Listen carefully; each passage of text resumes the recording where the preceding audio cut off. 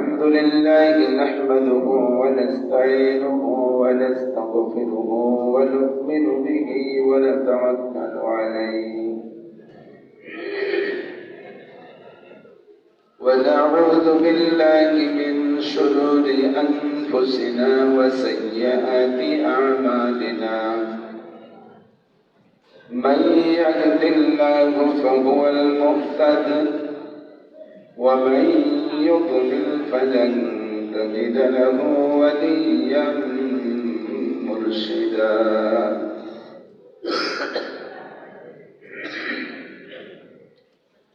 ونشهد أن لا إله إلا الله وحده لا شريك له ونشهد أن سيدنا وسندنا وحبيبنا وطبيبنا وطبيب قلوبنا ومولانا محمدا عبد الله ورسوله صلى الله تعالى عليه وعلى آله وأصحابه وبارك وسلم تسليما كثيرا أما بعد فأعوذ بالله من الشيطان الرجيم بسم الله الرحمن الرحيم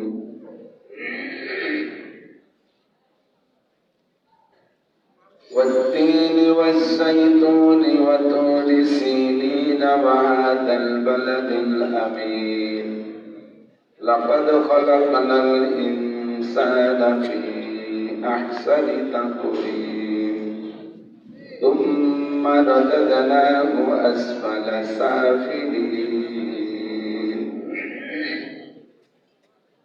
إلا الذين آمنوا وعملوا الصالحات فلهم أجر غير ممنون فما يكذبك بعد بالدين أليس الله بأحكم الحاكمين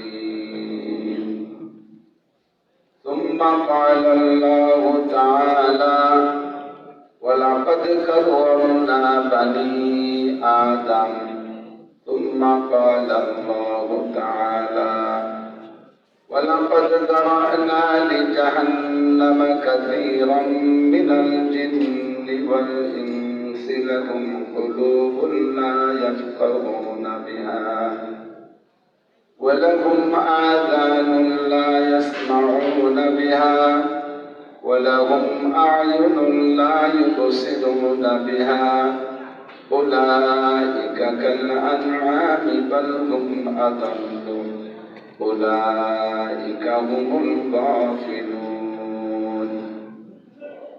صدق الله مولانا العظيم سبحانك لا علم لنا إلا ما علمتنا إنك أنت العليم الحكيم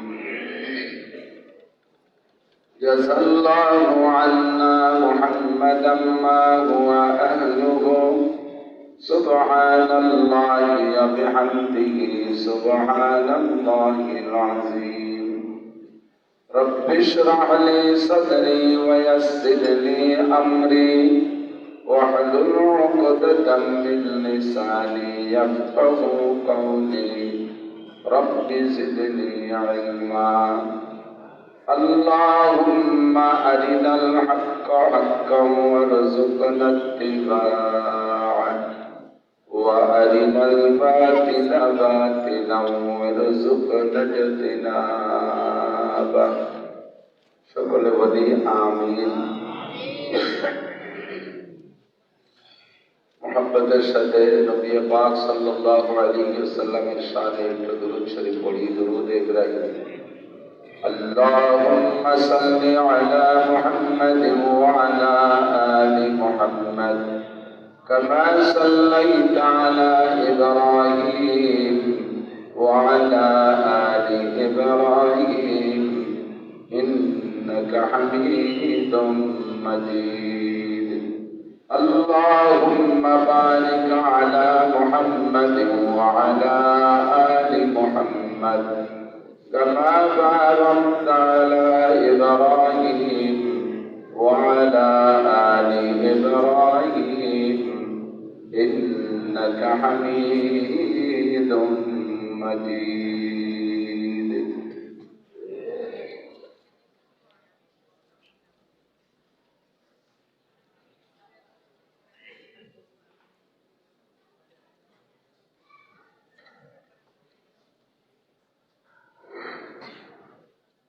ঐতিহ্যবাহী জামিয়া মিল্লিয়া আরাবিয়া খাদেমুল ইসলাম মাদ্রাসা এতিমখানা,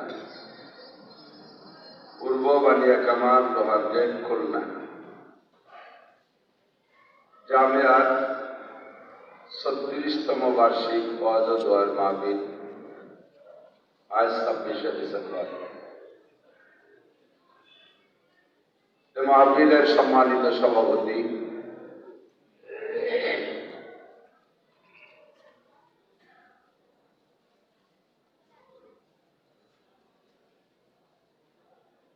প্রধান অতিথি, প্রধান বক্তা, প্রধান অতিথি প্রাণপ্রিয় খাদেমুল ইসলাম গওহরডাঙ্গা মাদ্রাসার সুযোগ্য মোহতামিম হযরতুল আল্লামা হযরত মাওলানা মুফতি রুহুল আমিন সাহেব দামাত বরকাতুহুল আলিয়া, উপস্থিত স্টেজে আমাদের প্রাণপ্রিয় মুরব্বী খুলনা দারুল উলুম মাদ্রাসার প্রাক্তন নায়েব মোহতামিম সাহেব হুজুর মদ্দাজিল্লাহুল আলী, আসতেছেন বাংলার জমিনের হাজারো লাখ ও কোটি যুবক ও তরুণদের প্রাণের স্পন্দন, এ যুগের কণ্ঠেশ্বরের দিক দিয়ে যুগের দাউদ আলাইহিস সালামের সমতুল্য। আল্লাহ পাক রব্বুল আলামিন আজকের এই মাহফিলকে ভরপুর কবুল করেন, সবাই বলে আমিন। সারা দেশব্যাপী হাজারো বাধা বিপত্তি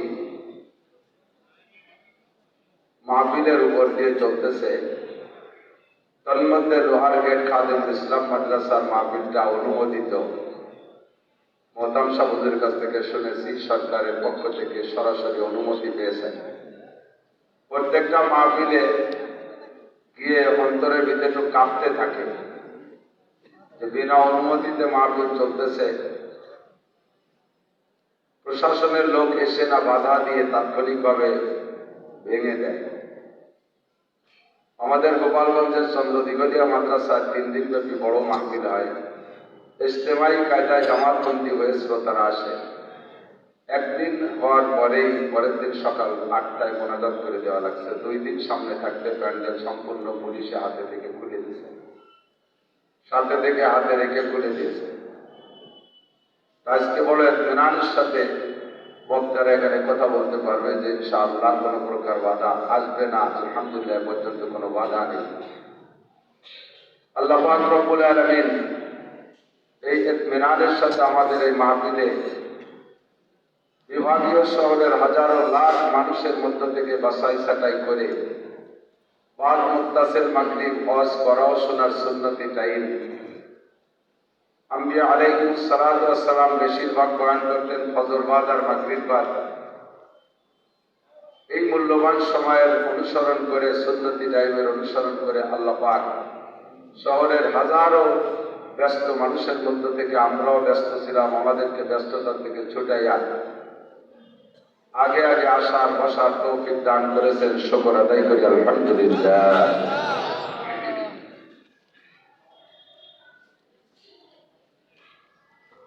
আমারও অনেক ব্যস্ততার ভিতর দিয়ে আসছি। আজকে দিনের প্রোগ্রাম ছিল সিলেট, কারণবশত ক্যান্সেল হয়ে গেছে। মনে মনে একটু খুশি হলাম যে একটা মিস হলো। খাদেমুল ইসলাম মাদ্রাসার মাহফিল বাদ মাগরিব করে যে আরামসে একটু ঘুমাবো। ইতিমধ্যে খুলনার থেকে পুলিশ একজন বড় অফিসার উনি দাওয়াত দিয়েছে ওনার এলাকায়, এখান থেকে সেখানে যেতে হবে। পরবর্তীতে উনি পাই নাই অনুমতি, মনে ভাবলাম যে যাক তাহলে একটা করে যে ঘুমাবো। আমাদের গোপালগঞ্জের কোটালীপাড়া গোপালপুর মাদ্রাসা ওখানে 2 বক্তা অনুমতি পাই নাই, তারা আসতে পারি নাই। মোহতারাম শাহুজুর আমাদের কোটালি পড়ার অত্যন্ত মুরব্বী মানুষ, হযরত মাওলানা কবিরুল ইসলাম সাহেব হুজুর বললেন, কিভাবে খবর পাইছে আল্লাহ জানে, মাওলানা যে করে হোক আসতেই হবে।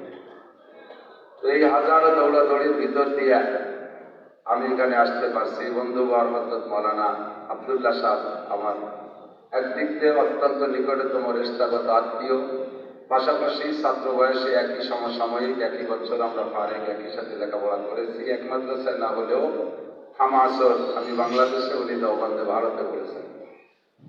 অনেকদিন আগে একবার এসেছিলাম, মাদ্রাসার প্রতিবেশী, মনে হয় কোন পাশে যেন বাড়ি হবে, লোহাগাড়া বাড়ি, ডাক্তার সৈয়দ সালাউদ্দিন সাহেব আমার অত্যন্ত প্রিয় শ্রদ্ধাভাজন মুরব্বী, মামা বলে ডাকি। ওনার বোন বাড়ি, আমি লক্ষ্মীপ্রসা শিক্ষকতাকালে লজিং থাকতাম, খানা খাইতাম, সেই সূত্রে মামা বলি। তো অনেকদিন আগে একবার এসেছিলাম লক্ষ্মীপ্রসা থাকাকালে, সম্ভবত 2001-2 সালে। আর এই প্রায় 17, 18, 19 বছর পরে আবার ওই ময়দানে আসতে পেরে আমি ব্যক্তিগতভাবে অত্যন্ত গর্বিত, আনন্দিত। আমি কর্তৃপক্ষের উপরে শুকর জানাই। আল্লাহ পাক তাদের এই মাহফিলকে, তাদের এই জামিয়াকে ভরপুর কামিয়াব করে কবুল করে। আল্লাহ পাক রব্বুল আলামিন কোরআনে কারীম নাযিল করেছেন মানুষের হিদায়াতের জন্য। যেহেতু মাগরিব থেকে ঈশা পর্যন্ত সময় কম, আমার স্বাস্থ্য ভালো না। 2-4 দিন আগে আমি খুলনা থেকে ডাক্তার দেখাচ্ছি, শরীরটা অত্যন্ত খারাপ, কাশি এবং শ্বাসকষ্ট।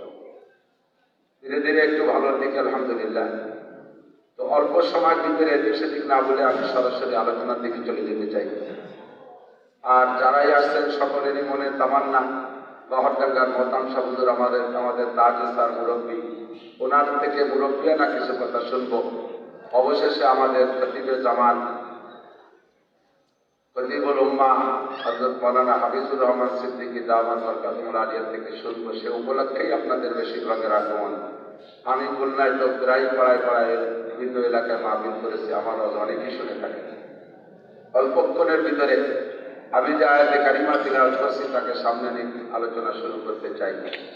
আল্লাহ পাক রব্বুল আলামিন কোরআনে কারীম নাযিল করেছেন আমাদের জন্য, শুধু রমজানের তারাবির ভিতরে তেলাওয়াত করার জন্য নয়। কোরআন শরীফ শুধু নামাজের মধ্যে সূরা যতটুকু লাগে অতটুকু তেলাওয়াত করার জন্য কোরআন শরীফ নাযিল হয় নাই। আমরা বিপদে আপদে পড়ে গেলে মুসলমান ইমানি তাকিদায়, ইমানি চাহিদায়, ইমানি তাগাদায় আমরা মান্যত করে বসি, আল্লাহ তুমি যদি আমার বিপদ থেকে উদ্ধার করো তাহলে তোমার 1 খতম কোরআন শরীফ পড়িয়ে দেবো। তো বিপদ থেকে উদ্ধার করতে নিজেরা না পারলেও মৌলবীকে দিয়া, হাফেজকে দিয়া, হুজুরকে দিয়া 1 খতম কোরআন শরীফ পড়াই দেয়। তো এই কোরআন শরীফ শুধু নামাজে তেলাওয়াত, তারাবিতে তেলাওয়াত আর এই বিপদ উদ্ধারের জন্য, মান্যত সন্ন্যতের খতমের জন্য কোরআন শরীফ নাযিল হয় নাই। কোরআন শরীফ কি জন্য এসেছে? মানব জীবনের 6টা দিক আছে। এই 6টা দিক দিয়ে মানব জীবনকে পরিচালনা করার জন্য, দিক নির্দেশনা দেওয়ার জন্য আল্লাহ পাক রব্বুল আলামিন কোরআন শরীফকে আমাদের জীবনের গাইডলাইন হিসেবে, সংবিধান হিসেবে পাঠিয়েছে। ব্যক্তিগত জীবন, পারিবারিক জীবন, সামাজিক জীবন, অর্থনৈতিক জীবন, রাজনৈতিক জীবন, আন্তর্জাতিক জীবন, যে যে পর্যায়ের মানুষ তাকে সেই পর্যায়ে পরিচালনা করার জন্য সঠিক দিক নির্দেশনা কোরআনে কারীমের ভিতরে আল্লাহ পাক রব্বুল আলামিন রেখেছেন। কথা বলেন ঠিক কি ঠিক না? কোরআন শরীফ শুধু এমনিতে তিলাওয়াতের জন্য নয়। নবী পাক সাল্লাল্লাহু আলাইহি ওয়াসাল্লাম বলেন, মান জাআলাল কুরআনা আমামাহু কাদাহু ইলাল জান্নাহ। যে ব্যক্তি দুনিয়ার জীবনে কোরআনকে সামনে রেখে চলবে, অর্থাৎ কোরআন থেকে ব্যক্তি জীবন গড়বে, কোরআন থেকে পারিবারিক জীবন গড়বে, কোরআন থেকে সামাজিক জীবন গড়বে, কোরআন থেকে অর্থনৈতিক জীবন গড়বে, কোরআন থেকে জোরে বলেন রাজনীতি জীবন গড়বে। কি জীবন? একটু মুখে বলতে হবে, কোন জীবন? কোরআন থেকে বাধা ভাবটা ভয় লাগছে। কোরআন থেকে রাজনীতি, জোরে বলেন কোরআন থেকে, আরো জোরে। কোরআন রাজনীতির বাহিরে নয়, কথা বলুন। আর মুসলিম জীবনের রাজনীতি হবে কি দেখে? কোরআন থেকে, ঠিক ঠিক না? আমি বলে থাকি, ইদানিং বলি, রাজনীতিও চলবে কোরআনে কারীম থেকে। আর আন্তর্জাতিক ফিল্ডে যারা আছে তারাও সেখানে কোরআনে কারীমকে সামনে রাখবে। 6টা জীবনে যদি মুসলমান জাগতিক জীবনে কোরআনকে সামনে রেখে জীবন গড়ে যেতে পারে, কিয়ামতের ময়দানে আল্লাহ পাক রব্বুল আলামিন কুরআনকে একটা বডি বানাই দিয়া, একটা ব্যক্তি রূপ দিয়া, রাহবারি পথ প্রদর্শন যোগ্যতা দিয়া কোরআনে কারীমকে আমার আপনার সামনে ছেড়ে দেওয়া হবে। ছেড়ে দিয়ে বলবে, কোরআন, দুনিয়ায় তোমাকে যারা সামনে রেখে চলেছে, তোমাকে দেখে যারা জীবন গড়েছে, এই লক্ষ লক্ষ কোটি কোটি মানুষের মধ্যে থেকে বাছাই ছাঁটাই করে এই মানুষগুলোকে তুমি হাত ধরে দিলে জান্নাতে পৌঁছাইয়া দাও। মান জাআলাল কুরআনা আমামাহু কাদাহু ইলাল জান্নাহ, যে ব্যক্তি কোরআনকে সামনে রেখে জীবন গড়বে, দুনিয়ার পথ চলবে, কিয়ামতে কোরআনে তাকে রাহবারি করে জান্নাতে পৌঁছিয়ে দিবে। ওয়ামান জাআলাল কুরআনা কালবা যাহরিহি সাকাহু ইলান নার, আর দুনিয়ায় যে ব্যক্তি কোরআনকে সামনে রাখবে না, কোরআনকে সর্বক্ষেত্রে পিছিয়ে রাখার চেষ্টা করবে, না কোরআন থেকে পড়বে, না কোরআন থেকে জীবন গড়বে, বলকে কোরআনকে অবজ্ঞা করে চলবে, সাহেবে কোরআনকে ঠাট্টা মশকারি উপহাস করবে, ব্যঙ্গ করবে, কোরআনের প্রতিষ্ঠানকে যারা ঘৃণা করবে, তথা এক কথায় কোরআন পছন্দ করবে না, কোরআনের সংবিধান তাদের পছন্দ হবে না, আল্লাহ পাক রব্বুল আলামিনের পক্ষ থেকে নবী বলেন, ওই ব্যক্তিকে সাকাহু ইলান নার, কোরআনকে যেমন সে দুনিয়ায় রেখেছে, ওই কোরআন দুনিয়ায় পিছে রেখেছে। কোরআনকে কিয়ামতের ময়দানে আল্লাহ পাক একটা বডি বানায়া, ব্যক্তি রূপ দিয়া ওই সকল মানুষের পিছনে ছেড়ে দেওয়া হবে। অফিয়াদিহি সাবউনা যিরান শাউতুন সাবউনা যিরান মিনান নার, আর সেদিন কোরআনের হাতে, এই কোরআনের হাতে 70 গজ লম্বা একটা আগুনের লাঠি থাকবে। দুনিয়ায় যারা কোরআনকে পিছে রেখেছে, এই মানুষগুলো পিছে যাইয়া কোরআন পিটাইতে পিটাইতে তাদেরকে জাহান্নামে নামাবে। কথার সূচনা লগ্নে আমি বলবো, খুলনা বিভাগীয় শহর উপস্থিত শ্রোতাদের ভিতরে আমার জানা মতে, আমার যতটুকু অভিজ্ঞতা মাহফিল জগতে, সেই হিসেবে আমি বলি, এই ফিল্ডে বাংলা জমিনে যত দল আছে, সব দলের মানুষ কম বেশ আছে বলে বিশ্বাস। কথা বলেন, আমলিগ লোক আছে না নাই? আমলিগ আছে, বিএনপি আছে, জামাত আছে, জাতীয় পার্টি আছে, আটরশি আছে, চন্দ্রপাড়া আছে, মানিকগঞ্জ আছে, সুরেশ্বর আছে, ভোজেশ্বর আছে, ইনায়তপুরি আছে, বাহাদুরপুরি আছে, মাদারীপুরি আছে, শরিয়াতপুরি আছে, ফরিদপুরি আছে, দিনাজপুরি আছে, সৈয়দপুরি আছে, তবলিগলা আছে, চরমনার দল আছে না নাই? সব দলের মানুষ আছে, ছাত্রলীগ আছে, যুবলীগ আছে, কৃষক লীগ আছে, শ্রমিক লীগ আছে, যত দলের মানুষ আছো, যত পার্টির মানুষ আছো, যত লীগের মানুষ আছো, এ আমার সর্বশ্রেণীর মুসলমান বাপ ও ভাইয়েরা, সকলের উপরে আল্লাহ পাক রব্বুল আলামিনের পক্ষ থেকে নসিহত, আমার আপনার দল, আমার আপনার লীগ, আমার আপনার পার্টি আল্লাহ পাক রব্বুল আলামিনের কাছে গ্রহণযোগ্যতা হবে ওই সময় যখন আমার দল আর লীগ আর পার্টি আর রাজনীতি আর ধর্মনীতি মুহাম্মাদুর রাসূলুল্লাহর দল আর লীগ আর পার্টির সাথে মিল হবে, অতক্ষণ মকবুল হবে, অতক্ষণ পর্যন্ত আল্লাহর কাছে গ্রহণযোগ্যতা পাইবে।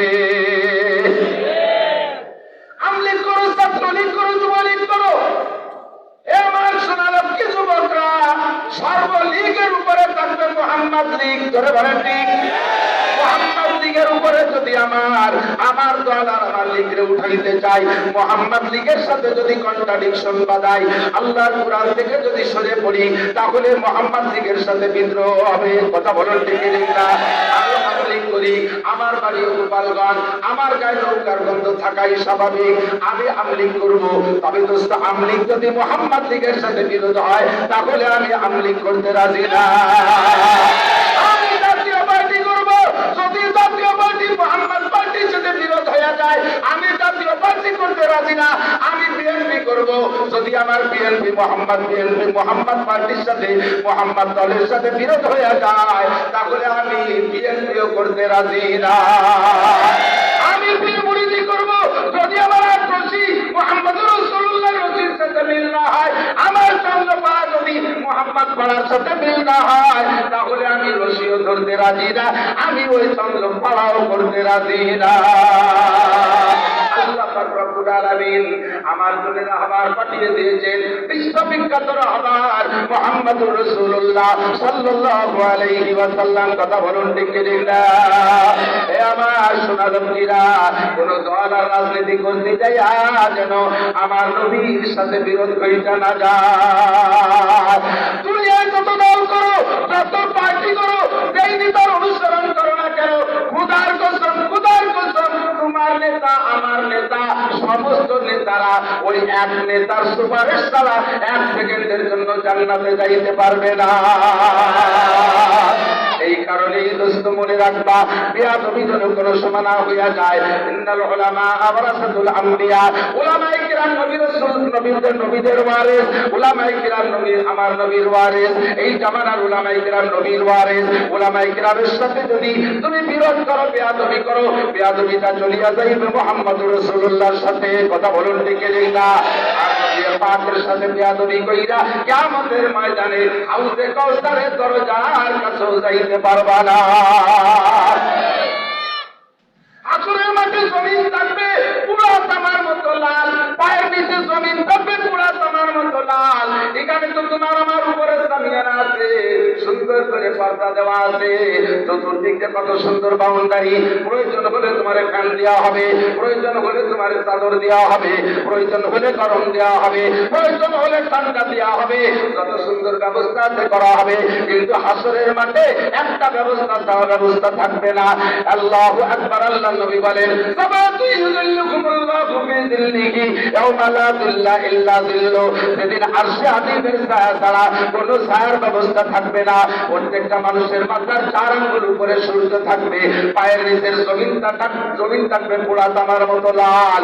জমিনের উপরে অস্থির হইয়া যাইবা, প্রত্যেকটা মানুষ বিচার মতো দাবাইতে থাকবে আর বলবে, রব্বানা আখরিজনা মিনহা ওয়া ইন শি'তা আদখিলনাল জান্নাতা ওয়া ইন শি'তা আদখিলনান নার। রব্বুল আলামিন এখান থেকে আমাদেরকে বের করো, আখরিজনা মিনহা, এখান থেকে আমাদের সরাইয়া দাও। তোমার মনে চাইলে জান্নাতে দাও, মনে চাইলে জাহান্নামে দাও।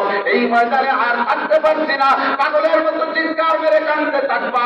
কাঁদতে কাঁদতে চোখের পানি শেষ হয়ে যাবে, পানি শেষ হবে, কান্না শেষ হবে না, রক্ত শুরু হয়ে যাবে, পানি শেষ, কান্না শেষ হবে না, রক্ত শেষ হয়ে যাবে, রক্ত থেকে পুজ বের হওয়া শুরু হবে, পুজও শেষ হয়ে যাবে, তবুও তোমার আমার কান্না শেষ হবে না। পাগলের মতো কাঁদতে থাকবা, পিপাসায় বুকটা ধড়ফড় করবে, মাথার মগজ গরম পানির মতো টকটক করতে থাকবে। ওই দিন কোনো আশ্রয় কোনো টানা থাকবে না, আল্লাহর আশ্রয় ছাড়া। আর ওই দিন কোনো পানি থাকবে না, নবী কাউসারের নবী পাকের হাউজে কাউসার ছাড়া ওই দিন কোনো সুপারিশ থাকবে না, আমার নবীর সুপারিশ ছাড়া। ধরে বলেন ঠিক না? আল্লাহ নবী বলেন, কিয়ামতের ময়দানে সেদিন সুপারিশ করবে ওয়ালা মাত্র 3টে দল থাকবে, আল আম্বিয়া সুম্মাল শুহাদা সুম্মাল উলামা। 1 নম্বরে নবী আম্বিয়া আলাইহিস সালাম, 2 নম্বরে শহীদরা সুপারিশ করবে, 3 নম্বরে উলামায়ে কিরাম সুপারিশ করবে। কোন কিতাবে লেখা দেখলাম না আমলিগের নেতারা সুপারিশ করবে, বিএনপির নেতারা সুপারিশ করবে, জাতীয় পার্টির নেতারা সুপারিশ করবে। কথা বলে ঠিক না?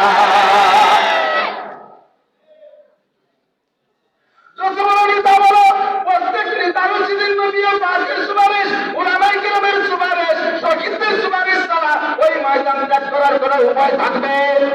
ওখানে বাঁচার কোনো উপায় থাকবে না। কাজে ওই 3 দলের সাথে যেন কখনো আমার রাজনীতি করতে যে বেয়াদবি না হয়ে যায়। আদম তাজ সুনতে আজলুম পে এলাহি বিনে বরসর বেরো হর জাজ কাহি। আদম তাজ সুনতে আজলুম পে এলাহি বিনে বরসর বেরো হর জাজ কাহি। আদমের তাজ মাথায় রাখবা যুবক, যে দলার যে লিগ করো না কেন, আল্লাহু আকবার, সাবধান থাকবা, পাগলামি মোটে করবা না।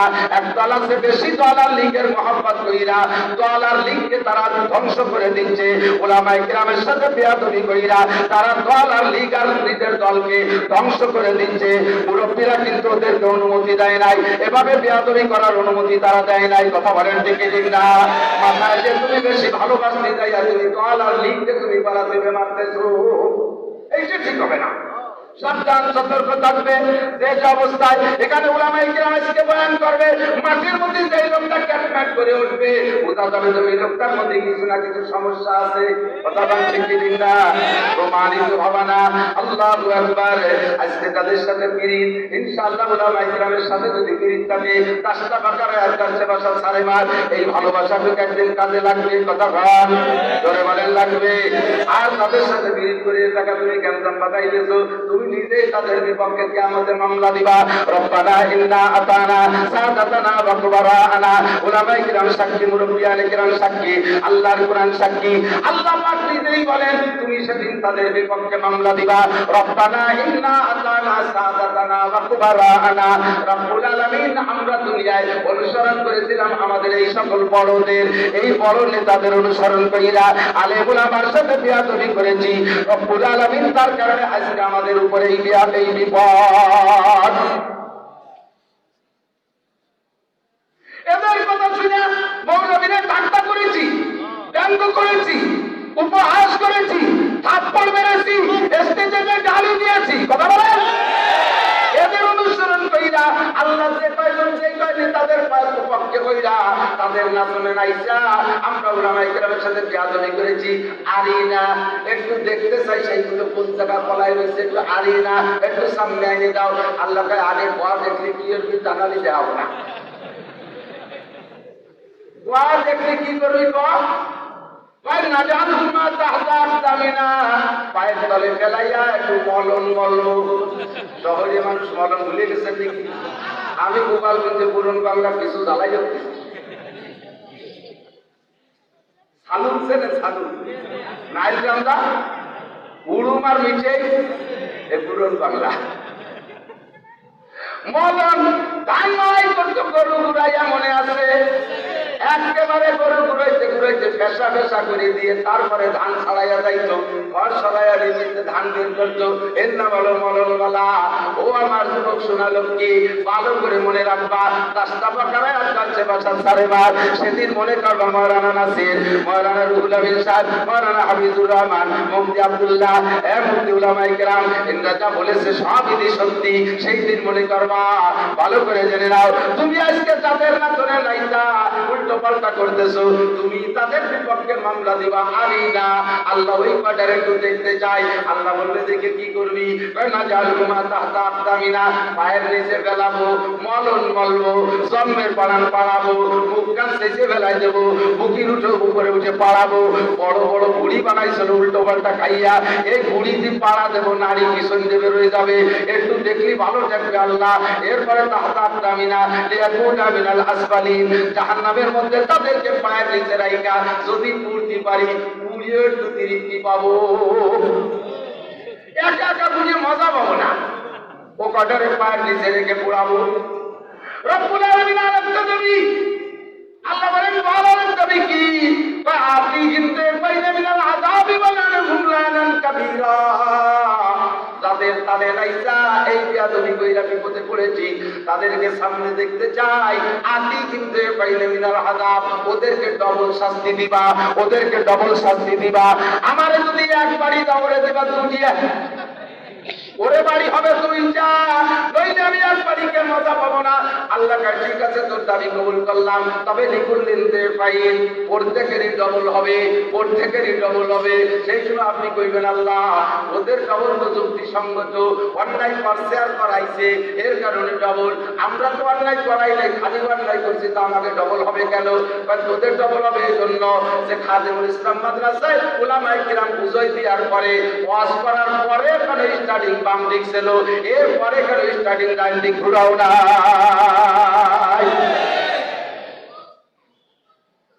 ও দোস্ত, আল্লাহ পাক রব্বুল আলামিন কোরআনে কারীম নাযিল করেছে টোটাল জিন্দেগিকে সুন্দরভাবে আদব আদর্শের সাথে করার জন্য। কথা বলেন ঠিক? এই কোরআন কোরআনে কারীম দিয়ে আল্লাহ পাক উম্মতকে ওয়াজ করেন, নসিহত করেন। আল্লাহ পাকের সিস্টেম কেমন? এদিক তাকান দোস্ত। কখনো আল্লাহ পাক রব্বুল আলামিন এদিক তাকান, কখনো আল্লাহ পাক রব্বুল আলামিন সরাসরি রোগ যেখানে সেখানে চিকিৎসা দেয়, রোগ যেখানে সেখানে চিকিৎসা। ইংরেজিতে তাকে বলে, ডাক্তার মেডিকেল সায়েন্সের ভাষায় বলে treat the disease not the patient. রোগ যেখানে চিকিৎসা সেখানে, রোগ যেখানে চিকিৎসা সেখানে, তারে treat the disease not the patient. আর হোমিওপ্যাথি চিকিৎসার মূলনীতি হলো treat the patient not the disease. রোগীর চিকিৎসা করো, রোগের নয়। রোগীর চিকিৎসা করো, রোগের নয়। রোগ যা তাকে থাকুক, রোগীর বিস্তারিত শুইয়া কোন জায়গায় ওষুধ সারে সেই জায়গা চিকিৎসা দাও। এর নাম হলো treat the patient not the disease. যেমন এদিক তাকান, অ্যালোপ্যাথ পদ্ধতি হলো treat the disease not the patient. রোগ যেখানে সেই জায়গা চিকিৎসা দেয়। ব্যথা হয়েছে তো ব্যথার ওষুধ, গ্যাসের কথা কইলে গ্যাসের ওষুধ, চোখ ব্যথার ওষুধ, বাথরুম খারাপ হয়েছে তার জন্য সেই ওষুধ, ইত্যাদি ইত্যাদি। যেখানে রোগ সেখানে চিকিৎসা। আর হোমিওপ্যাথি চিকিৎসা গেলে দেখবেন এ টু জেড শোনে, ঠিক না? অসুখ হয়েছে আপনার, জিজ্ঞেস করে তোর আব্বারও কি রোগ ছিল, এ সন্তান না? রুগীর জিজ্ঞাসা থেকে আমার আব্বারও খাটিয়ে হয়নি, আমার আব্বা মরে গেছে 10 বছর আগে। কারণ শয়তান যা করে চাই কম মার কাছে শুনিয়েছে, মার কাছে শুনিয়ে জি স্যার আমার আব্বার এই রোগ ছিল। এরপরে হয়তো দাদারও ছেলে নাকি আমি আমার অসুখ হয়েছে তো কয়জনের থাকি, আমার দাদা মরে 30 বছর আগে। বাইরে শয়তান যা করে তাই শুনিয়ায় বাড়ির থেকে যাই দাদির কাছে শুনিয়েছে, হ্যাঁ দাদারও সেই রোগ ছিল। এত দূর জিজ্ঞেস করে কেন? এরপরে হয়েছে চুলকনি, হয়েছে চুলকনি, জিজ্ঞে বেরো, জিজ্ঞাই তো চুলকনি হয়ে দিচ্ছে। দূরায় টাকা, চোখ পাক্কায় টাকা তাকাইছে, চোখে তো খাইতে এত কিছুর জন্য। ঠান্ডা কেমন লাগে, গরম কেমন লাগে, শীত কেমন লাগে, ঠান্ডা কেমন লাগে, শীতকাল কেমন লাগে, গরম কেমন লাগে, ইত্যাদি ইত্যাদি জিজ্ঞাসা করে কি করে না? এত কিছু জিজ্ঞাসা করে কেন? ডাক্তার কয় ওরে খাবি তুই চুলকনির ঔষধ, এই চুলকনি প্রত্যেকে আসে আমার সেইটা জানতে হবে। চুলকনি যদি তোর থেকে শুরু হয় তাহলে এই চুলকনির এক ঔষধ, চুলকনি যদি তোর বাপের থেকে শুরু হয় এই চুলকনির ভিন্ন ঔষধ। খাবি তুই আর কেন খাওয়া লাগবে না। চুলকনি যদি তুই দাদার থেকে আরো পূর্বপুরুষ থেকে পেয়ে থাকিস তাহলে এই চুলকনির ভিন্ন ঔষধ খাবি তুই আর কেন খাওয়া লাগবে না। এর নাম treat the patient not the disease. আল্লাহু আকবার। আল্লাহর কোরআনে কারীমের ভিতরে 2 প্রকার চিকিৎসাই আছে, treat the patient not the disease. Homeopathy চিকিৎসাও আছে, অ্যালোপ্যাথি চিকিৎসাও আছে। অ্যালোপ্যাথি চিকিৎসা যেমন আল্লাহর কোরআনে কারীমের ভিতরে আল্লাহ পাক বলেন জাযাউ সাইয়্যাতিন সাইয়্যাতুন মিসলুহা। যে যেখানে যেমন অন্যায় করে তারে সেখানে তেমন বিচার করো, যে যেখানে যেমন অন্যায় করে তারে সেখানে তেমন বিচার করো। আস-সারিকু আস-সারিকাতু ফাকতু আইয়াকুমা জাযাআন বিমা কাসাবা নাকালাম মিনাল্লাহ। চোর আর চোরনি, চোর আর চোরনি। আস-সারিকু আস-সারিকাতু, চোর বলা হয় পুরুষ চোর রে, মহিলা চোরে কয় চোরনি। আমাদের গোপালগঞ্জের ভাষায় সন্ধি বিচ্ছেদ করে কয় চুন্নি। এ গোপালের লোক নাই, চুন্নি মনে আছে না? চোর আর চুন্নি এই দুইটা ধরা পড়লে সাথে সাথে অন্যায় যেখানে বিচার সেখানে চুরি করছে হাত দিয়া, হাত তো আইডিয়া হুমা, ওই দুজনে হাত কাইটে দাও। রোগ যেখানে চিকিৎসা সেখানে। আর জানিয়াতু ওয়াজানি ফাজলিদু কুল্লা ওয়াহিদিন মিনহুমা মিআতা জালদা। আর জিনা করলে ওয়ালা পুরুষ আর নারী এ যদি ধরা পড়ে ও জায়গা যারা তো জিনা করছে তাদেরকে বিচার করে দাও। ওখানে জিজ্ঞেস করা করি নাই এই যে চোরা চুরি করছে ওর বাপও চুরি করতো নাকি, ওর দাদাও চুরি করতো নাকি? এত পুরন কিচ্ছা শোনার সময় আছে নাকি? চুরি করছে তো তার হাত কেটে দাও। সেটা জেনা করে ধরা পড়ছে ও জায়গা কি কয় হোমিওপ্যাথি পদ্ধতিতে জিজ্ঞেস করো ওর বাপও জেনা করতো নাকি, ওর দাদাও জেনা করতো নাকি, ওর বর দাদা নুস্ত ছিল নাকি, এইগুলো জিজ্ঞেস করে নাকি? দোলা যেটা পড়ছে ধুলাই ওঠেরই হবে, ঠিক না? যদি কেউ বক্সির মেরে একটা দাঁত ভেঙে দাও তারে বক্সির মেরে একটা দাঁত ভেঙে দাও। যদি কেউ একটা থাপ্পড় মারে তারে একটা থাপ্পড় মারো। যদি কেউ একটা গালি দেয় তারে গালির বিপক্ষে গালি দিয়ে দাও। ওই জায়গা পূর্বপুরুষের কুরসি নামা শোনার সময় নাই। যেখানে রোগ সেখানে বিচার। এর নাম হলো কোরআনে কারিমের ভিতরে এরকম পদ্ধতিতে বহু চিকিৎসা করেছে। আল্লাহু আকবার। আবার কোরআনে কারিমের ভিতরে হোমিওপ্যাথি পদ্ধতিতে চিকিৎসা করেছে। এবার অ্যালোপ্যাথি পদ্ধতিতে চিকিৎসার ভিতরে আবার 2টা দিক আছে। একটা হলো ঔষধের মেডিসিনাল চিকিৎসা, আর একটা প্রয়োজন হলে জায়গায় অপারেশন। কথা বলেন, অপারেশনের করা লাগে। এবার অপারেশন করতে গেলে কি লাগে? আগে রুগীকে অবাস করা লাগে, ক্লোরোফর্ম করা লাগে। অবাস না করে যদি ডাইরেক্ট পোস্ট বাঁধায় যায়, রুগী অসহ্য হয়ে ছাটাছাটি দাবাদাবি করবে, ডাক্তারের রাতিতে সিদ্ধুরে বেলায় দেবে। কথা ফান্ডে কি ঠিক না? তাদের আগে অপারেশন করতে হবে। আল্লাহ পাক রব্বুল আলামিন অ্যালোপ্যাথ পদ্ধতিতে আরেকটা আয়াতের মাধ্যমে আমার আপনার আখলাক আর চরিত্রের অপারেশন করবে। যার কারণে আগে দুইটা আয়াতের মাধ্যমে রব্বুল আলামিন আমাদের একটু ক্লোরোফর্ম করে, একটু অবাস কইরা, একটু ঠান্ডা করে নিচ্ছেন। আল্লাহ পাক রব্বুল আলামিন বলেন, নাসির আগে অপারেশনের আগে ক্লোরোফর্ম করো, আগে অবাস করো। কোরআনে কারীমের ভিতরে আল্লাহ পাক অবাসের আয়াত দিয়ে সুন্দর করে বলে,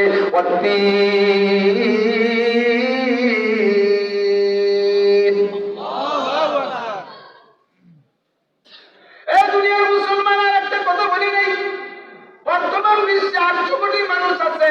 800 কোটি মানুষে যদি কলেমা পড়ে মুসলমান হয়ে যায়, আল্লাহর কি কোনো লাভ আছে? আসতে কয় আল্লাহর কোনো পদমর্যাদা বাড়বে? আর যদি 800 কোটি মানুষই কাফের হয়ে যায়, আল্লাহর কোনো লস আছে? আল্লাহর পদমর্যাদা খাটো হবে। আল্লাহ রাগ করে কি চেয়ারেতে নামে পার্টিতে বসে থাকবে?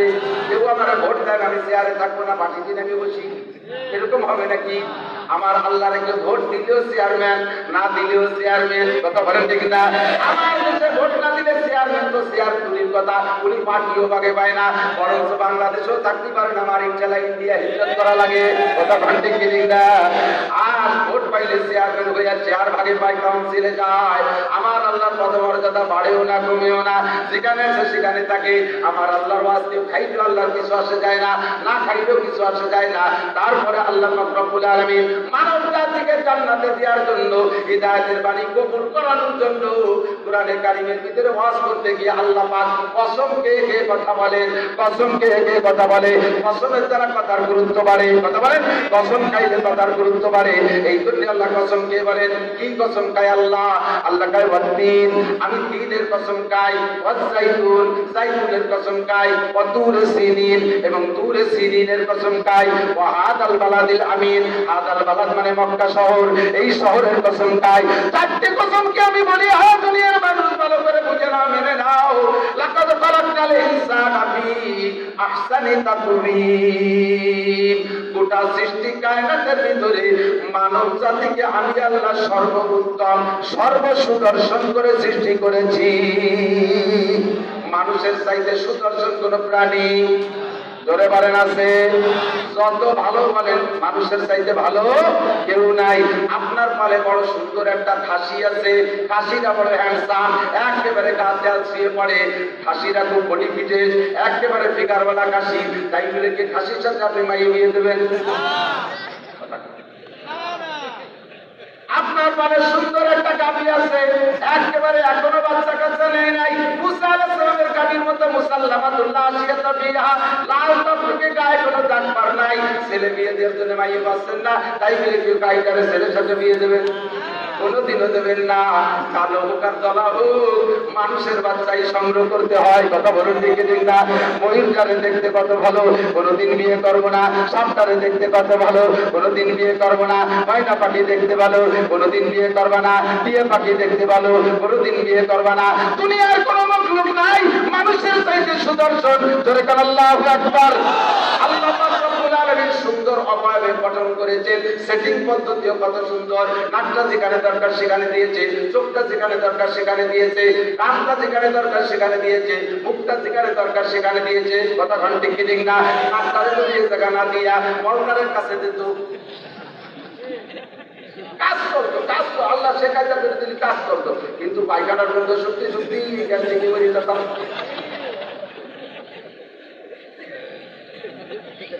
ঠিক না? তাহলে নাকটারের জায়গা মতো এই দেশে ঠিক, চোখ দুধের যদি এ জায়গা না দিয়া পায়ের গোড়ালির সাথে লাগাই দিত, তাহলে কি এতদিন চোখ কাটতো? আগাম বাগানে হাঁটার সময় খোঁচা খাইয়ে হেডলাইট মাইট খাইতো আগে, চোখ একটারও থাকতো না, কানা হয়ে ঘুরে বেড়াতো। আল্লাহকে চোখ থাকবে, হেডলাইট থাকবে হেডে, মাথার সাথে থাকবে উপরে, খোঁচা খোঁচা কম লাগবে, নাক থাকবে জায়গা মতো, মুখ থাকবে জায়গা মতো, আল্লাহু আকবার, চোখও জায়গা মতো। এই তিনটারে যদি আবার উপর দিক দিয়ে 3 জায়গা সেট করতো, নাকটারে যদি পিছিয়ে দিত, চোখ থেকে যদি বগলের তলে দিয়ে দিত, তাহলে আরো বেকায়দায় পড়ে যেতাম। সব মিলে সুন্দর গঠন আছে না নাই? মানুষের খানা খাইতে 3টি অঙ্গ লাগে। 1 নম্বরে চোখ দিয়ে দেখে, পছন্দ হলো কি হলো না। 2 নম্বরে নাক দিয়ে শোকে, তা বাসি না কান্দা। 3 নম্বরে মুখে দেয়। কথা বল, একই সাথে 3টি অঙ্গ লাগে খানা খাইতে। এবার নাক যদি থাকতো পিছনে, চোখ যদি থাকতো বগলের তলে, লুকমাটা নিয়ে আগে বগল শুনে বগলে দেখানো লাগতো, এরপরে পিছনে নাকলে নিয়ে শুকানো লাগতো, এরপরে ঘুরিয়ে নিয়ে মুখে দেওয়া লাগতো। তাহলে এক হপ্তাহ খানা খাইতে 3 টাইম লাগতো। কথা বল, বর্তমান যে টাইম লাগে তার চেয়ে 3 গুণ সময় লাগতো কি লাগতো না? আল্লাহু আকবার, একটু শুকর আদায় করেন আলহামদুলিল্লাহ। কি সুন্দর করে বানাইছে, পুরুষের মুখে দাঁড়িয়েছে, দেখতে ভালো লাগে না মন্দ লাগে? ধরে কান। নারীদের মাথায় চুল বড় বানাইতেছে, দেখতে ভালো লাগে না মন্দ লাগে? নারীদের মাথায় যদি মাথা ছোট চুল হইতো, নেড়া হইতো, ভালো দেখা যেত না। নারীদের মুখে যদি লম্বা দাড়ি হইতো, তাও ভালো দেখা যাইতো না। পুরুষের মুখে দাড়ি না হওয়াটা, এটাও ভালো দেখা যায় না। দাড়িওয়ালা পুরুষকে যত সুন্দর দেখা যায়, দাড়ির কারণে তার যে মান আর সম্মান আর ইজ্জত, দাড়ি না থাকলে সেই মান সম্মান ইজ্জত থাকে? ওর হলো না, থাকে? থাকে না। প্রত্যেকে তার যাকে যাক আল্লাহ পাক যে অঙ্গ দিয়েছে, সেই অঙ্গের ভিতরে একটা সৌন্দর্য আছে না না? স্ত্রীদের স্বামীকে বলতেছে, ওলামায়ে কেরামের মুখে দাড়ি, এ মাওলানা আব্দুল্লাহ সাহেবের মুখে দাড়ি, নায়েবে মুহতামিম সাহেবের মুখে দাড়ি, ইউটিউবে কত বক্তার মুখে দাড়ি দেখি, কি সুন্দর লাগে। তুমি আমার স্বামী দাঁড়িয়ে দাড়ি চাইতেছো যে মোটা হয়ে রয়েছো কেন? পাশের মূল্য বলছো। স্বামী কয়, দেখো আমার দাড়িতে তুমি নাক চালাবা না, এ দাড়ি আমার ব্যাপার, রাখলি রাখলাম, কাটলি কাটলাম, এ নিয়ে তুমি মাত্র বাড়িয়ে পারো। মহিলা বুদ্ধিমতী সদস্যের মুরিদ কথা না বাড়াইয়া চুপ করে রয়েছে, স্বামীর খাওয়াই দায় গোছাই গাছাইয়া, ঝগড়া না বাড়াইয়া ব্যাগ ঠুকতে অফিসে পাঠাইতেছে। স্বামীর অফিসে পাঠাই দিয়া মাথায় সুন্দর করে সাবান লাগাইয়া, বাজারের থেকে সুন্দর একটা লিজার কিনে আইয়া সাবান লাগাইয়া আয়নার সামনে যে মহিলা মাথার সব চুল চাইতে গাইয়ে করে ফেলেছে। বিকেল বেলা অফিস থেকে আইসা দেখে স্ত্রী না একটা নেড়া। তুমি মাথার চুল কেটে নাড়ি হয়েছে, আমার চুল দিয়ে তুমি নাক গালাবা না? তোমার দাড়ি নিয়ে আমার নাক গালাইতে নিষেধ করতে গালাইলাম না, আমার চুল নিয়ে নাক গালাবা না, আমার চুল আমার ব্যাপার। কথা বলেন ঠিক ঠিক না? আমি বা চুপ হয়ে গেছে, কায়দার উপর জবাব দিয়ে দিয়েছে সদস্যের মুরিদ। তারপরে তওবা করলাম, আর কোনোদিন দাড়ি কাটবো না। আল্লাহু আকবার। স্ত্রী যদি করে এমন দিনদার হয়, তার ঘরে বেদিন স্বামীও দিনদার হইয়া যায়। বেআমল স্বামী যদি হয়, তাহলে স্বামী স্ত্রী দিনদার হইলে তার কাছ থেকে আমল শিখে যায়। আমাদেরকে অনেক সময় ঠাট্টা করে ব্যঙ্গ করে একদল আছে মৌলবী দেখতে পারে না, চোখ খাইতে আছে না? আছে আছে আছে আছে না নাই? মৌলবী দেখতে পারে না, খাইতে ওঠে, গালে শুল্কটি ওঠে, লাদেন, তালেবান, রাজাকার, ইবাদতের হুজুর দেখছি মাত্র দাঁড়িয়ে থাকে। আছে আছে? শুল্কনি থামাও, শোনা কাজকেই মলম লাগাও। ও জগতে অফিসার কিন্তু এইগুলো, দুনিয়ার বহুত অফিসারের ভিতরে নাচতেছ, ও জায়গায় এইসব অফিসাররা তো কাম হবে না। আল্লাহর রাসূল এদেরকে সার্টিফিকেট দিয়ে দিয়েছে। কাজদিক চালায় কেউ মুহাম্মদের সাথে, কেউ বেশিরভাগই ব্যঙ্গ করে আমার এটা চাচা চাচা, কোনো কোনো চাচা। আমি বুঝতেছি যে লোকের বয়স আমাদের 4-5 বছরের বড় হবে, এরপরে আমার চাচা খায়। আমি চাচা না তুমি চাচা, আমি তো চাচা, আবার দাঁড়িয়েছে তুমি চাচা। কথা বল না কেন? আমি আর চাচা, তুই চাচা।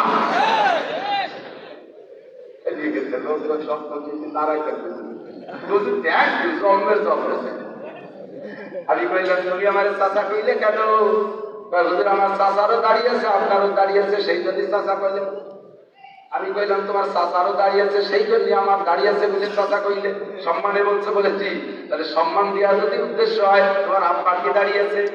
আব্বারও আছে, তা আব্বা কর।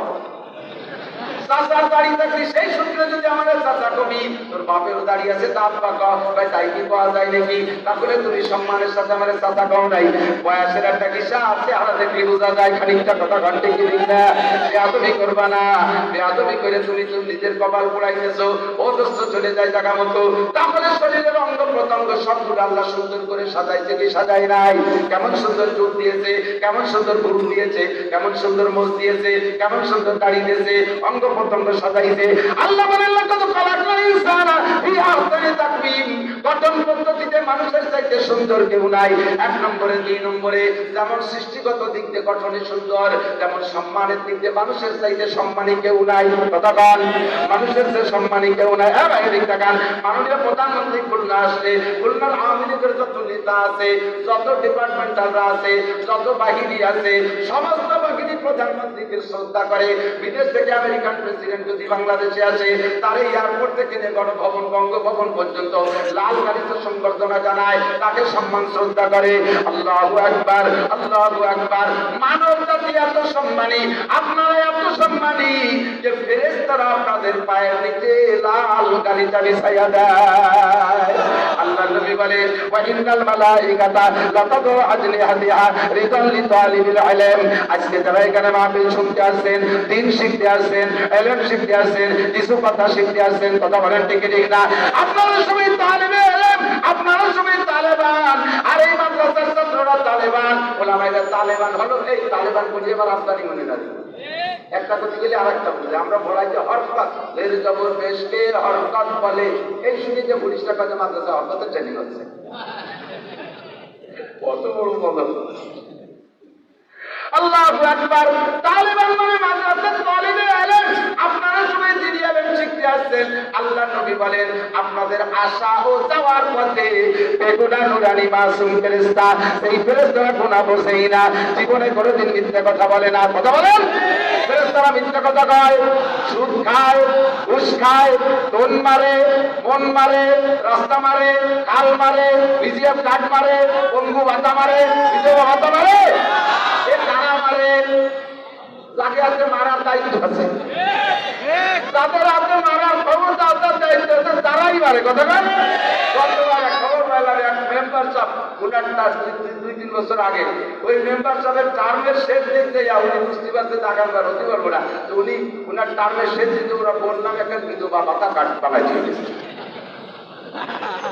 বাইশে চাকরি বউরে নিজে বাইশে চাকরি বললাম বিধবা ভাতা কার্ড। আল্লাহু আকবার। ফেরেশতারা দুর্নীতি বোঝে, ধরে বলেন বোঝে। ফেরেশতারা বেগুনা মাসুম, এই নুরানি ফেরেশতারা আপনার আসা যাওয়ার পথে লাতাদু আজনিহাতিহা রিদাল লিতালিবিল ইলম, দিনী ইলম শিক্ষা করতে যারা ঘর থেকে বের হয়, আসা ও যাওয়ার পথে তাদের পায়ের নিচে ফেরেশতারা পা বিছাইয়া দেয়। তাহলে আপনি ফেরেশতার চাইতে দামি কথা কি বুঝতে পারছেন? আপনি যেমন সুন্দর তেমন আপনি দামি। লোক কিছু বেশি হয়ে যাচ্ছে, অনুমতি দিলে পিছনের কয়েকজন চলে যান, যাবে যাবে।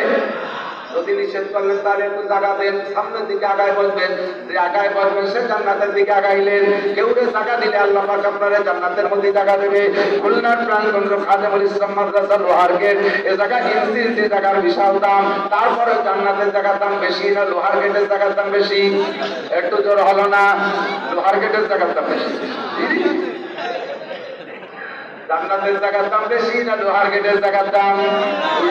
উল্টো সব যায়। লোহার গেটের জায়গার দাম বেশি না জান্নাতের? আরো জোরে, শতকে 100 টাকা বেশি। কত বেশি? সারা দুনিয়াকে, সারা দুনিয়ার মধ্যে যা কিছু আছে সবকিছু মিলাইয়া বিক্রি করলে জান্নাতের ভিতরে একজন জান্নাতের হাতে লাঠি থাকবে, ওই লাঠিটারে জান্নাতের জমিনের উপরে রাখলে লাঠির নিচে যতটুক জায়গা পড়ে অতটুক জায়গার দাম দুনিয়ার কয়েক হাজার বার বেশি হবে না।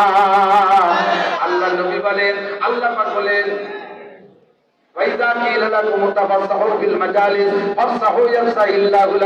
যখন তোমাদের বলা হয় যখন তোমাদের বলা হয় যে মজলিসের মধ্যে জায়গা দাও, ওইটা কি লাকুম তাফাসাহু বিল মাজালিস, যদি বলা হয় যে জায়গা দাও তাহলে ফাফসাহু, তাড়াতাড়ি জায়গা দিয়ে দাও। জিজ্ঞেস করলাম আল্লাহ আমরা জায়গা দিলে তুমি কি দিবা? আল্লাহ কয় আফসাহিল্লাহু লাকুম, তোরে জান্নাতের মধ্যে জায়গা দেব। জোরে কোন সুবহানাল্লাহ। এই জন্য আগায় বলবেন ইকরামের নিয়তে যদি আগায় বসেন, বসার সাথে সাথে 10 বছর ইতিকাফের সওয়াব পাবেন। জোরে কোন সুবহানাল্লাহ। আল্লাহ পাক আমাদের নসিব করে বলেন আমিন। যা বলতে চাইছি দোস্ত, তাহলে আমরা সবচেয়ে সুন্দর, কথা বলেন, আমরা সবচেয়ে দামি, বলেন আলহামদুলিল্লাহ। মানব জাতি সমস্ত মখলুকের চাইতে দামি।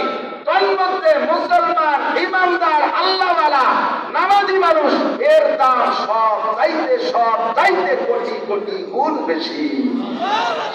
মুসলমান জেনে নাও, জেনারেল শিক্ষিত মানুষ যে যে জগতের মানুষ সেই জগতের মানুষের মূল্যায়ন করে থাকে। যারা জেনারেল উচ্চ শিক্ষিত মানুষ বড় বড় বিজ্ঞানীদেরকে বিশাল সম্মান করে, পুলিশ ডিপার্টমেন্টের মানুষ পুলিশের সর্বোপরি বড় বড় অফিসারদেরকে বিশাল সম্মান শ্রদ্ধা করে, আর্মিরা আর্মিওয়ালাদের বড়দের সম্মান করে, মিডিয়াররা মিডিয়ারদের বড়দের সম্মান করে। কিন্তু দোস্ত জেনে নেন, সারা দুনিয়ার সমস্ত বেঈমান, বেআমর, কাফের, মুশরিক, বিজ্ঞানী, অজ্ঞানী যত আছে সবগুলোকে গুছাইয়া এক পাল্লায় দিলে সাধারণ পাবলিক মূর্খ অশিক্ষিত একজন মানুষ যদি কলেমা পড়ালা মুসলমান হয়, এই কলেমা পড়ালা মুসলমানের আর এক পাল্লায় দিলে মুসলমানের পাল্লা ভারী হয়ে যাবে। ঠিক কি ঠিক না? কাজেই আপনাদের দাম সারা দুনিয়ার সকলের চাইতে বেশি। আল্লাহ বলেন আলহামদুলিল্লাহ। আল্লাহ পাকে বিশাল দাম দিয়ে সময় কমে যদি কথা বেশি পারবো না, আল্লাহ পাক রব্বুল আলামিন এই বিশাল দাম দিয়ে আমাদেরকে পুনরাবরণ করে বলে তোমরা সব চাইতে দামি, তোমরা অবাস হয়ে গেছে, খুশিতে বাগবান, আমরাই তো সবচেয়ে দামি, আমাদের চাইতে দামি কেউ নেই, খুশিতে বাগবান। এরপরে আল্লাহ পাক রব্বুল আলামিন বলেন সুম্মা রাদাদনাহু আসফালা সাফিলিন। তফসিরের ভিতরে দুই রকম তফসির করে। একটা হলো আল্লাহ পাক বলেছেন তোমাদেরকে ছোট থেকে বড় করতে করতে করতে করতে সুঠাম বডির অধিকার বানাই, শক্তিশালী বানাই, কোনো তাই কম থাকে না। ধীরে ধীরে ধীরে ধীরে আবার বয়স যখন বাইরে যায়, পার্থক্য চলে আসো। তোমরা ছোটবেলা যেমন দুর্বল অসহায় ছিলে, আবারও তোমাদেরকে সেদিকে নিয়ে যায়, এমন হয়ে যায় ইলা আরদালিল উমর, পার্থক্যের একটা শেষ প্রান্তে যে এমন হয়ে যায়, একটু আগে কি খাইছে, একটু পরে জিজ্ঞেস করলে পাই খাই নাই, একটু আগে খাওয়া মানুষের জিজ্ঞেস করলে পাই খাই নাই, একটু আগে কি বলছে একটু পরে তা মনে থাকে না, এমন ইনভ্যালিড হয়ে যায়, এমন দুর্বল হয়ে যায়। এরকম একটা তফসির করে। আর একটা তফসির করা হয়, যেটার দিকে আমার উদ্দেশ্য সেটা হলো আল্লাহ বলেন যেমন তোমাদেরকে আমি সর্বশ্রেষ্ঠ সম্মানী বানাইছি, এ মানুষ তোমরা এরকম আবার নিজেদের আমল আখলাকের ত্রুটির কারণে দুনিয়ার সমস্ত মখলুকের চাইতে সর্বনিকৃষ্ট প্রাণী হিসেবে আমার কাছে পরিগণিত হবা। সুম্মা রাদাদনাহু আসফালা সাফিলিন, আবার তোমাদেরকে প্রত্যাবর্তন করাই দেব, ফিরাইয়া দিব একেবারে সর্বনিকৃষ্টতম স্থানে। তুমি ফেরেশতার চাইতে দামি, তুমি জিনের চাইতে দামি, তুমি অনেক কিছুর চাইতে দামি। আবার এই দাম ধ্বংস করে দিয়া, দামকে শেষ করে দিয়া তোমারে আমি সর্বনিকৃষ্ট প্রাণীর চাইতে নিকৃষ্ট বানাইয়া দিতে পারি। এটা হলো তোমার কারণে। বিমা কাসাবাত আইদিন নাস, ঠান্ডা মাথায় শুনলে শোনালো কি, বিমা কাসাবাত আইদিন নাস, এগুলো সবই হবে তোমাদের হাতের কামাই। আল্লাহ পাক রব্বুল আলামিন বলেন আল্লাহু আকবার। ও বান্দা, এর কারণ হলো তোমাদেরকে আমি তিনটি অঙ্গ দিয়েছি, ইন্নাস সামআ ওয়াল বাসারা ওয়াল ফুআদ কুল্লু উলাইকা কানা আনহু মাসউলা। তোমার এই পুরো 3.5 হাত বডির ভিতরে দামি দামি তিনটি অঙ্গ দিয়েছি।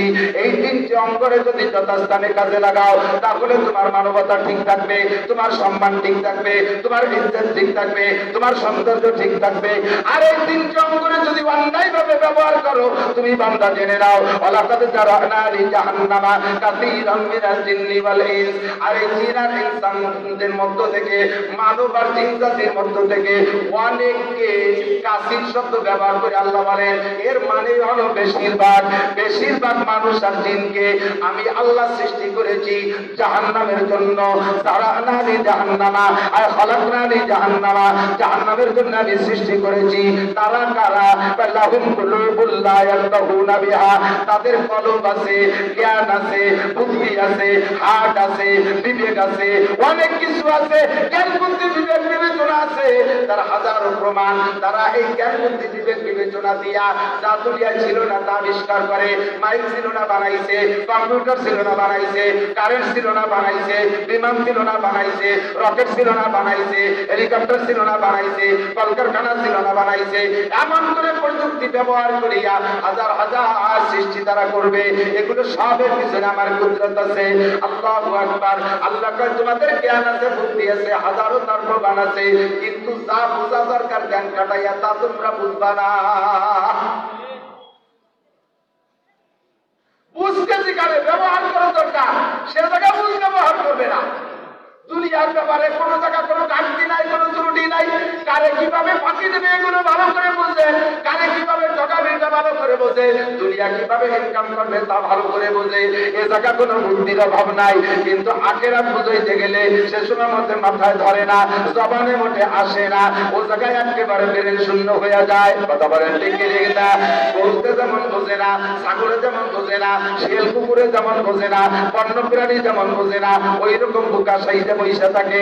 লাহুম কুলুবুল লা ইয়াফকাহুনা বিহা, 2 নম্বরে ওয়ালাহুম আযানুল লা ইয়াসমাউনা বিহা, তাদের কান আছে, তাদের কান আছে, শ্রবণ শক্তি আছে, অনেক কিছু তারা শোনে, গান শোনে, বাজনা শোনে, গান শিকায়ত শোনে, মিথ্যা কথা শোনে, অনেক এলোমেলো কথা শোনে, ইত্যাদি ইত্যাদি প্রেমের গল্প শোনে, সব তারা শোনে, কান আছে, কিন্তু যা শোনা দরকার তা শোনে না।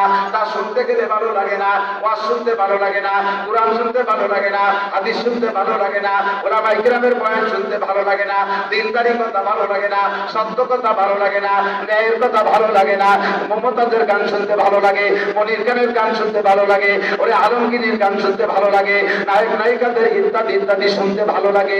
তাদের কান আছে, যা শোনা দরকার শুনবে না। 2 নম্বর 3 নম্বর ওয়ালাকুম আয়ুনুল লা ইউসিরুনা বিহা, তাদেরকে আমি সুন্দর দুটো চক্ষু দিয়েছি, দুনিয়ার সব তারা দেখে, কিন্তু যা দেখা দরকার তা দেখে না। আল্লাহর কোরআন দেখতে চায় না, রাসূলের হাদিস দেখতে চায় না, উলামায়ে কেরামের চেহারা দেখতে চায় না। ওগুলো দেখতে গেলে সে সময় কানের সময় কান বন্ধ করে রাখে, চোখের দায়িত্বের সময় চোখ বন্ধ করে রাখে, ওরে বোঝার সময় অন্তর বন্ধ করে রাখে। এইগুলো জায়গা মতো ব্যবহার করে না। আল্লাহ কয় নির্দিষ্ট 3টে অঙ্গরে যদি জায়গা মতো ব্যবহার করে দেয়, তাহলে কানে কোরআন শুনতে, কানে তোমাদেরকে কোরআনে তোমাদের হিদায়াতের বাণী শোনায়। কথা বলেন ঠিক না? কোরআনের মধ্যে হিদায়াত পাওয়া যায়, কানে কোরআন শুনলে হিদায়াত পাইতা, চোখে কোরআন দেখলে হিদায়াত পাইতা, ওরে অন্তর দিয়ে কোরআন শুনলে হিদায়াত পাইতা। আর হিদায়াত পাওয়ার মানে হলো মানবতা পাওয়া। যখন 3টের কাজে না লাগাইবা, আল্লাহ পাক রব্বুল আলামিন বলেন উলাইকা কাল আনহাম। চলে আসছে জায়গার মতো শোনা। যদি তুমি 3টের কাজে লাগাও, ফেরেশতার চাইতে দামি তুমি, সৃষ্টি জগতের সর্বশ্রেষ্ঠ। আর এই 3টের যদি কাজে না লাগাও, তুমি মানুষত্বের মধ্যে থাকবা না, মানবতার ক্লাসেই থাকবা না। আর মানুষ যদি মানবতার থেকে নেমে যায়, মানুষ যখন মানবতার থেকে নেমে যায়, তখন বিভিন্ন প্রাণী জগতের প্রাণী স্তরে চলে আসে, বন্য পশুর স্তরে চলে আসে, চতুষ্পদ জন্তুর স্তরে চলে আসে। আল্লাহ পাকের জন্য বলেন এই 3টে অপরে কঙ্গরে কাজে না লাগাইলে এই মানুষগুলো মানবতার থেকে নেমে প্রাথমিক পর্যায়ে কাল আনআম, চতুষ্পদ জন্তুর মতো হয়ে যায়। চতুষ্পদ জন্তু যেমন মানুষও এরকম হয়ে যায়। চতুষ্পদ জন্তু কি করে? ভাই, একটা গরু মাঠে পরে জমি ধান খাইছে, এই গরুটারে দইয়া গিয়া গাছের সাথে পানি দিয়ে জোড়া পিটেছে, ওর ঠ্যাং একটা প্যারালাইসিস করে বেড়াইছেন পারো। এরপরে গরু নিয়ে ওয়াজ করা শুরু করছেন, গরু এই যে মাইক দই খালি। এরপরে মাইরি টেরি আবার ওর গলায় সুতোর মালা দিয়ে পুরো খুলনা করে ঘুরেছেন, অপমান করে ছেড়েছেন গরু। একজন নিম্ন পর্যায়ের মানুষ দেখে ওর কান মারা দিয়েছেন 100, বেঁচে কি করছেন। এরপরে ওয়াজ করতে লাগাই দিয়েছেন আমাকে, আমরা বুঝে দিলাম দেখ গরু তোর কিন্তু কোরআন শরীফ ওয়াজ করতেছিলাম। এই যে জুতোর মালা গলায় গিয়ে বললি, আইলু লাঠির বাড়ি খালি, কেড়াই দিয়ে বলো ঠ্যাং ভেঙে ফেলাই, কেড়াচ্ছে না, ক্যান্নারে ওর বাড়ি দিন।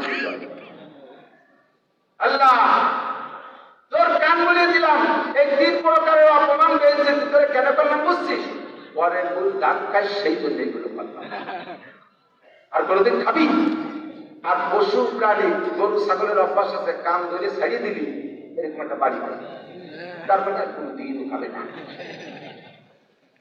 এ গরুরে সাইডে দিলে ওই সময় ও কি আর ধানের খেতে যাবে? কতক্ষণ যাবে? যাবে না, যাবে না। ওরে তো তফসিল করে বুঝাই দিচ্ছে, ওরে ওয়াজ করছি কায়দা মতো করা। হাজারো ওয়াজ করলি ও বোঝে না, হাজারো ওয়াজ করলি ও শোনে না। ওর সামনে কোরআন শরীফ বড় একটা ঘুরিয়ে ধরিয়ে যেমন দেখে না।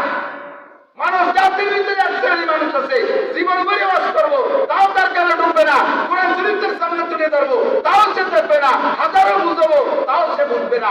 এই গরুটা আর এই দোপাইয়া গরুটার মধ্যে কোনো পার্থক্য। আমি যদি ডাইরেক্ট করে বলতে তাহলে আমার চুপমা থাকবে না, দাঁত ফেলা দেবে ঘুষই বৌলকি তুমি আমার গরু কইছো, তুমি গরু। কিন্তু গরুর যে স্বভাব, সে স্বভাব আমার মধ্যে আছে। চতুষ্পদ জন্তুর যে স্বভাব, দুইটা প্রাণী, দুইটা কুকুর রাস্তাতে যেভাবে চলে, দুইটা কুকুর, এই দুইটা কুকুর রাস্তাতে ওরা তো মহিলা কুত্ত গোরকা বলে চলে। হ্যাঁ, আর পুরুষ কুত্তটা তো বাংলামি চুপি পাখি ঘড়ি চুরি করে। তুই এটা ল্যাংটা, লজ্জা শরম কিছু নাই, যেভাবে চলা দরকার সেইভাবেই চলে। কথা বল। এই কুত্ত দুনিয়া যদি আমরা এই জায়গাটায় কেটে ওয়াজ করি, কোরআন শরীফে বুঝে দিই এভাবে মানুষের মধ্যে চলা ঠিক না, তুমি একটা মানবতা থাকা দরকার, একটা বুঝে থাকা দরকার। আলিমুল আমার মসজিদ খুলনা বিভাগীয় শহরে ভাবে ল্যাংটা হইয়া আর এরপরে আবার একটু যা ছিল তা আবার বুঝে দিতে চিন্তাও করে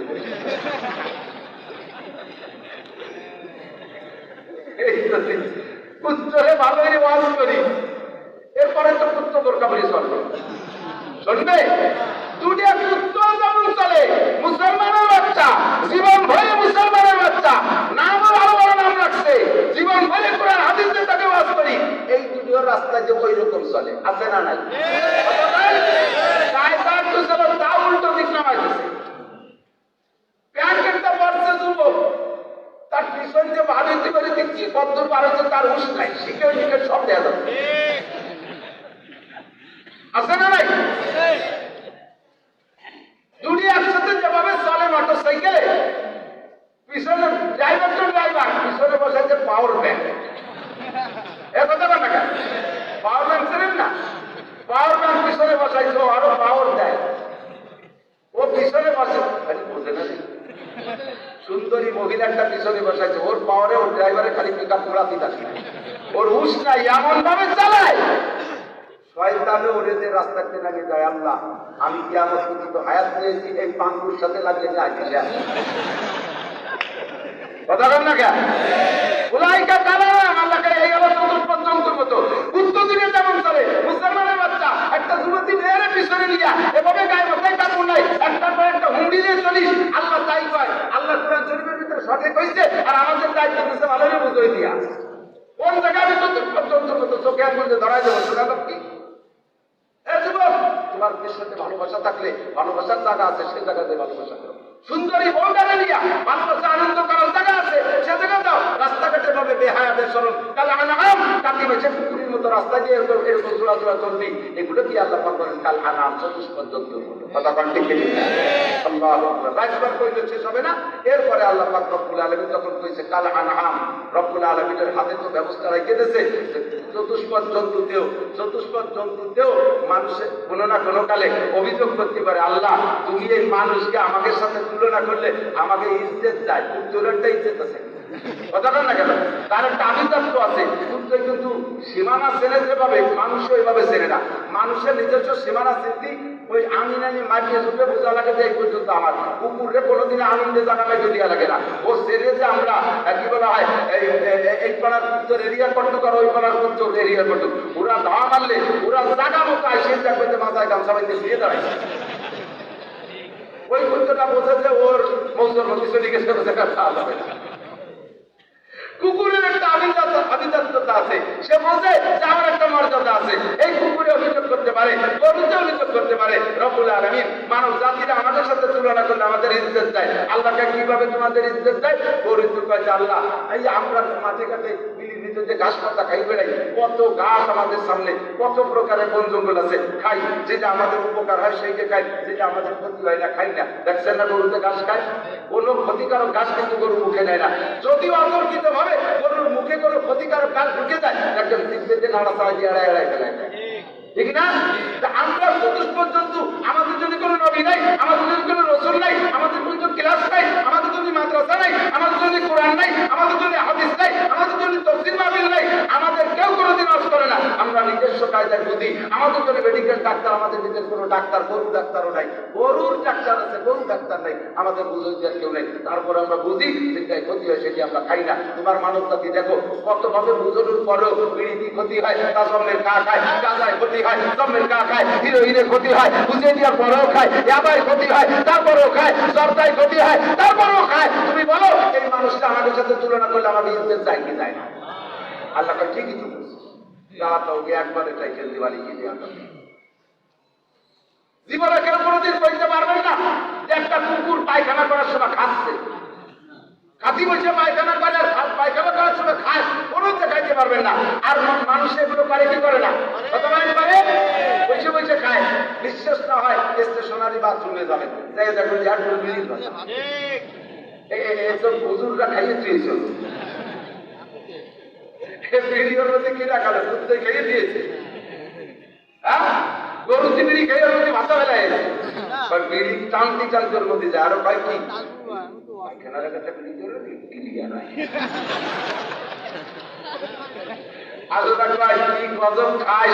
কি বিড়ির দুমতি আর গুড় দুমতি বাংলা না করলে ওজন হয় না। বিড়ির দুমতি আর গুড় দুমতি একসাথে কিনবি, তারপরে তো ক্লিয়ার হবে। তোর ক্লিয়ার হিসেবে তুমি পায়খানা দুর্ব বিড়ির দুমের সাথে খাওয়া লাগবে। কুত্তটাও বলতে পায়খানা বসে খাওয়া যায় না। মানুষের পায়খানা বসা পান চাবাও, মানুষের পায়খানা বসে বিড়ি খাও, কুকুরেও বলতে যে অবস্থা খাওয়া যায় না। এটা সম্পূর্ণ সুন্নতের খেলাফ। কুত্তটাই বললে তুই বুঝবি না, কথা বলেন ঠিক ঠিক না? এইভাবে কুকুরের রিফারেন্স দিচ্ছে অনেকগুলো। আল্লাহু আকবার, আল্লাহ পাক রব্বুল আলামিন, আল্লাহু আকবার। কুকুরে কয় আল্লাহ তোমার কাছে আরেকটা উদাহরণ আমি না দিয়ে পারতেছি না। তুমি দেখো এই যে আমাদের বাচ্চা কাছে এখন তো প্রায় সারা পৃথিবীতে কিন্তু কুকুরের ডেলিভারি সময় চলতেছে, কিন্তু এই বাচ্চা ছোট মোটো হয়েছে 1 মাস 4 মাস 2 মাসের মরে গেছে, একটা তো ছাড়া গেছে, একটা খাচ্ছে, একটা বিরাট খাচ্ছে, একটা বিতালে আছে। এই সারা দেশে দুনিয়া সব জায়গায় এই সিজনে কুকুরের বাচ্চা। কোন কুকুর তার বাচ্চারে ফেলাইয়া যতদিন পর্যন্ত বাচ্চাগুলো স্বনির্ভর হতে না পারে, আত্মনির্ভরশীল হতে না পারে, প্রতিরক্ষা ক্ষমতা অর্জন করতে না পারে, ইনকাম করে খাওয়া না শেখে বাচ্চারা, ততদিন পর্যন্ত তার মা অসহায়, মা মায়ের ঘর নাই, বাড়ি নাই, মায়ের ইনকাম সোর্স নাই, মাটা কষ্ট করে যেখান থেকে আবার ঘুরে দাঁড়িয়ে খাইয়া পেটে একটু দুধ সংসার করে ওই ঘরের মাথার নিচে ওই আপনাদের গ্যারেজের কোনার ভিতরে এই বাড়ির পালানের ভিতরে এক জায়গা বাচ্চাগুলোকে রাইখা সে জায়গাতে তার বাচ্চাদেরকে দুধ খাওয়ায় লালন পালন করতেছে। বাচ্চারা সেখানে রেখে চতুর্দিকে রাত ভর পাহারাদারি করে, জন্য কুকুর এসে হামলা না করে, শিয়ালে আবার কুকুরের বাচ্চা মেরে মেরে ফেলে দেয়, তা যাতে ক্ষতি করতে না পারে। কি সুন্দর পাহারাদারি করে, এইভাবে রাত ভর পাহারাদারি করে, দিনভর পাহারাদারি করে।